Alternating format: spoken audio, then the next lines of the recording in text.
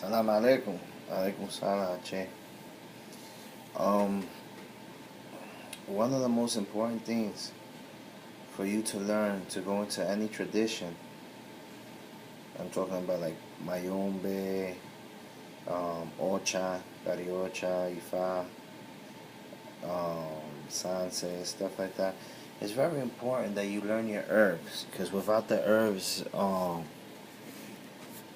you're really not gonna get anywhere. That's one of the another part of very important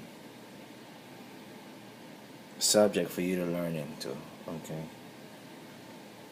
If you don't know your herbs, if you can't call out at least 21 herbs, call out 21 herbs. Go in the woods and call out 21 herbs.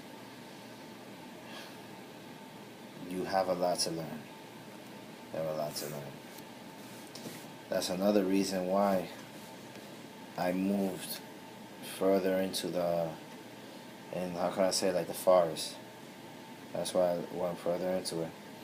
Because now if people say that I get my herbs from my backyard, it's actually going to be true. Because I got a couple of them over there. And I want to grow some more. But just, in Florida, you cannot grow all the herbs, at least unless you all the way down to Miami. And I'm not nowhere near Miami. It's a good 5 hour drive to down there. Learn your herbs, what Orisha when Bungo dominates that herb. Osine, all the herbs belong to Osine, but each herb has an Orisha, like Romerillo. Romerillo, which ya call Spanish needle, belongs to Oshun and Elegua. And many other herbs, that belongs to other orishas and so forth. So it's very important that you learn your herbs, because the herbs, the trees, the plants, whatever you want to call it, the bush, each one has a spirit, has a purpose in life. And not only for spells, but to cure medicinal purposes. And that is something that's very important that you learn. If you want to sit down and call yourself a priest, you have to know at least some of those things. You have to know. Because everything that you do in Mayombe, Palo, in Ocha, in Ifa, in whatever spiritual tradition you're in, 90% of the traditions, herbs are very essential. And if you have to know when to cut these herbs, you have to know when to call upon it and how to call upon the spirit of those herbs, plants, trees, because that's what gives life to our tradition. So that's another very important thing. Like my godson now said, he puts out these petitions to sign. I'm not gonna say no names, but petitions to sign and to help preserve the forest, the trees, the Amazon, regardless, because that all comes into play in this tradition.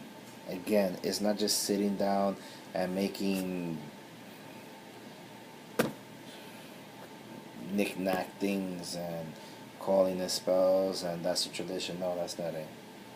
There's a lot more into this, and I want y'all to learn the right way and get to learn these things, because you will see a big difference in your path in your life.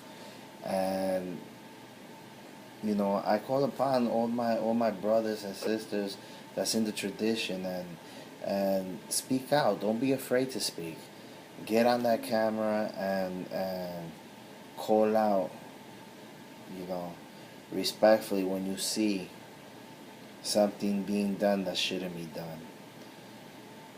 That's why we have crowns when we crown Ocha. When you make Ocha, you become a king in the tradition.